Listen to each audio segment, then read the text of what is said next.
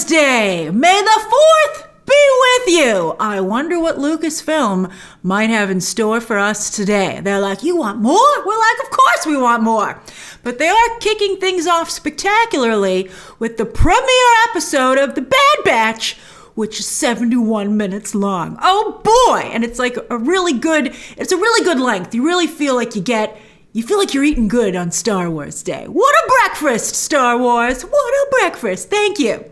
Now, I just want to make a note that for today's review, I don't have any screen grabs from the episode. Why not?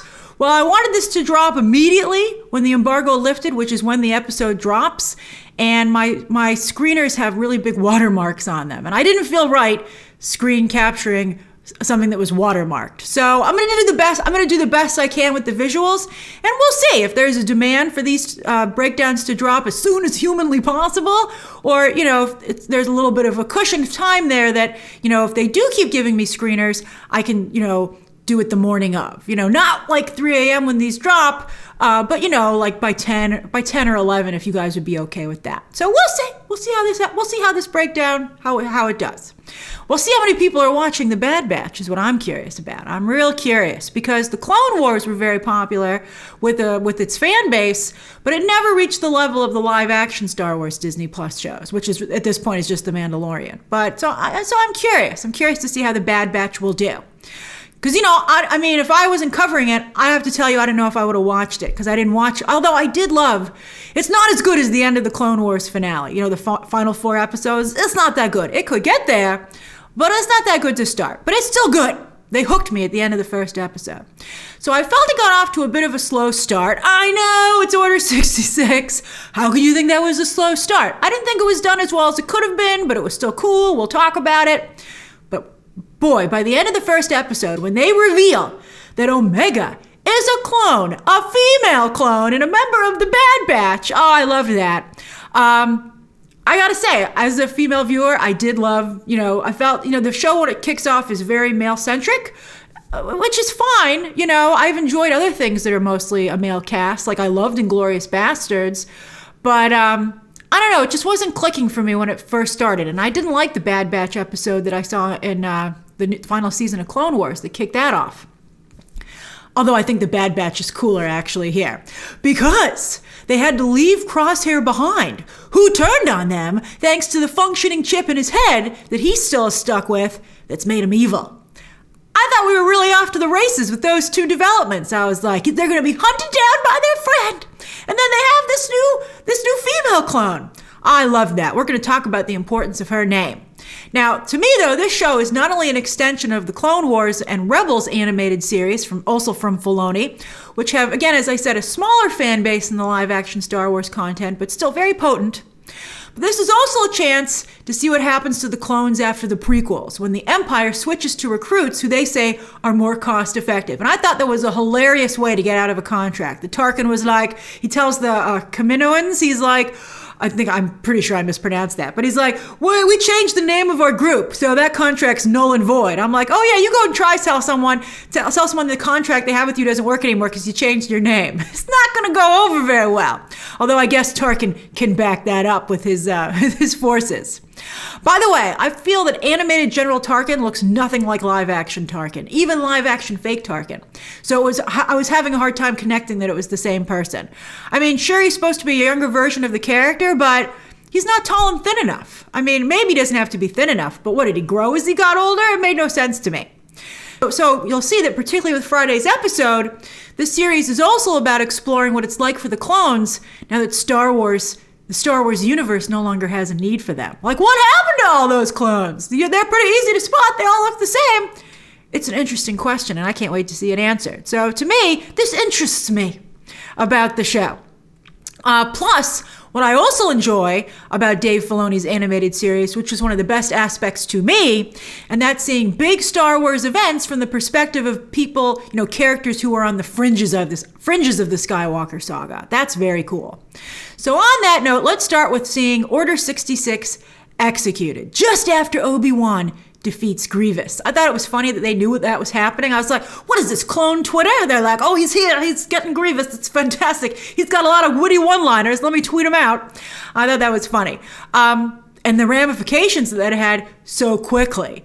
I thought this scene was a bit rushed and not as dramatically portrayed from a directing perspective as I would have liked. I knew it was a big deal because of what was happening, but I didn't think that it felt emotionally like a big deal like it should have. But it was still interesting to see this event on a smaller scale, to see this clone battalion turn on their Jedi leader and her Padawan Caleb escaping thanks to a sympathetic hunter. And with Crosshair being like, where to go? I was like, Crosshair's nuts, but he turns out he's not nuts. So Caleb goes on to become a character in Star Wars Rebels who goes by the name Canon Jarrus. And if you're a Canon fan, I guess this scene was made cooler because of that. I mean, I wasn't like, who's that? What happens to him? I was like, they're making an awfully big deal about Caleb. I best Google him. And I was like, oh yeah, he's from Star Wars Rebels. But I had no desire to follow him and see what happened. So to me, what made this scene the most interesting was again Crosshair, who was just slinking through the woods and he's like, gotta follow orders. And I was like, you're fantastic. I mean, not because he's evil or nuts, which is what I was thinking. I was like, you guys gotta jettison this guy. He's lost his mind. But in fact, there's just a chip wedged in it. He still has it. It's still functioning, unlike, not to the same degree as the clones. But the rest of the Bad Batch, theirs aren't working at all. So that's why Crosshair has just got a little bit of a nudge into following orders. But I have to say, the chip that makes all the clones execute Order 66, I thought that was a bit of a cheat. It was a way to explain away how soldiers carry out horrible orders, which has been throughout history a question, and also a question in some, world crimes court, especially after World War II.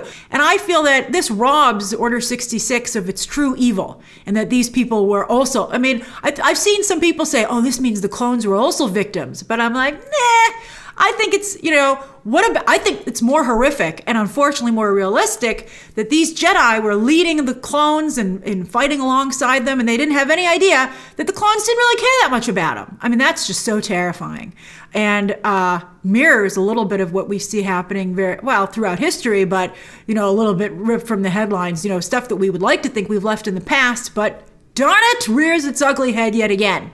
So I think the chip is a bit of a cheat. I don't like the chip. I think they should just own up to the horrificness of what happened.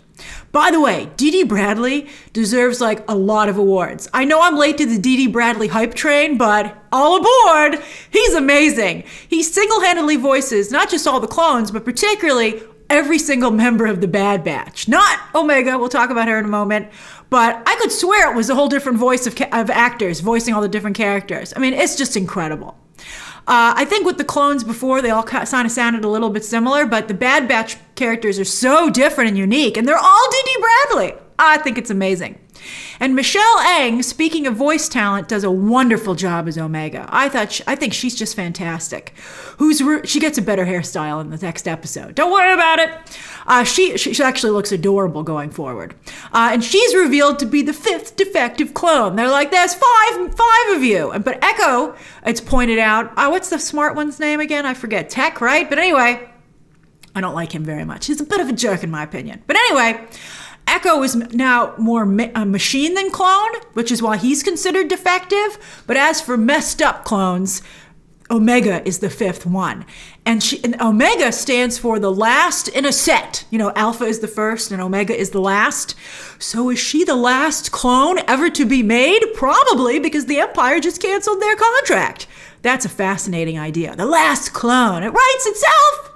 I loved it. I love it so much. It was also interesting that alien who was working with her, overseeing her on the base, helped her escape from behind the scenes. Omega and the Bad Batch don't even realize that alien did that, but I thought that was interesting. So here are some additional thoughts on Omega, who I just really like. She doesn't look enough like the other clones, though. I'm like, you look nothing like the other clones. Why are you blonde? I thought that was an interesting question. I would have preferred it if it had been like an Ultimate Spider-Man. They redid that because it's an alternate timeline where Jessica, they did the clone saga, but it was a female clone of Peter Parker, and that was Jessica Drew, aka Spider-Woman. And they drew them to look very similar, so it was really surreal. It was a male and female version, very clearly of the same person. And so considering how they really play up the fact that the clones all look alike, I would have liked the girl clone to look like the rest of them. So I hope they explain that at some point. I want to know what her ability is. I can't get a read on that just yet. And I thought it was very touching when she saw Lightspeed for the first time. I was like, it would be beautiful. I've seen it so many times, but it's still pretty. Hunter quickly becomes a father figure to her. But we just did the adopted father bit with Pedro Pascal and Grogu on The Mandalorian. Obi-Wan had to be rewritten and delayed to avoid doing that same thing. Star Wars can't play the same tune every time, no matter how catchy it is. They got to stop doing this adopted father thing. Like, it's so similar to The Mandalorian that even though it's well done here, I'm like, you guys got to get a different storyline. As for Hunter, I never thought that I would feel that a full face or half a face skull tattoo would work, but he actually makes it work. Like, I'd be like, Hunter, I'm sorry. I would have told you not to do that to your face, but it actually looks really cool. Action scenes. The training exercise where they switch to live rounds, that Tarkin, or fake Tarkin in my opinion, I didn't think that scene was very dynamic. I also didn't like the way this one was directed, and it was a very boring landscape. I was like, this test room is boring. Like, I get that it's realistic, but from a dramatic perspective, I did not enjoy being in there. Then there was the real test. I enjoyed going to that tropical planet, but this scene was not, again, rushed, and I wasn't quite sure what happened. Although Saw Gerrera showed up, and boy, has he led a tough life. Boy, his evolution over the years, that man's really paid his dues. But I did like the idea of seeing the beginning of the rebellion, like you're seeing the rebellion being born before your eyes. That's really cool. And I wish they'd made that a little clearer, but I'm sure they will going forward. My favorite action sequence was when they were in the cell. When they were in the cell talking, and then when they figured out how to get out, and Omega got to help.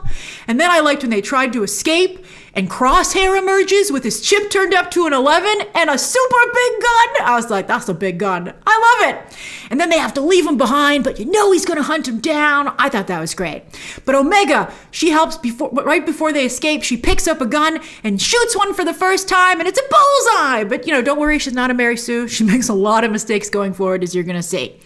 So I like that. And I thought that Wrecker's teddy bear was a cute touch. A little heavy-handed, but if you know anyone who really loves stuffed animals, I mean, I like stuffed animals, but not like some people do. But I do have people in my life who love them.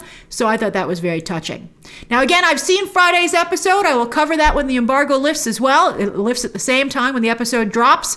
I like that one quite a bit, and it's very different from this episode. So those are my thoughts on The Bad Batch episode 1. I'm very curious to hear what you think of it.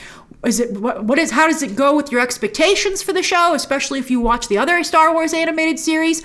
What do you think of the big reveals? Who's your favorite character? What's got you hooked, or are you not hooked? Are you still not sold? And again, happy Star Wars Day. Share those thoughts down below, subscribe today, and of course, as always, you can check out some more videos right now.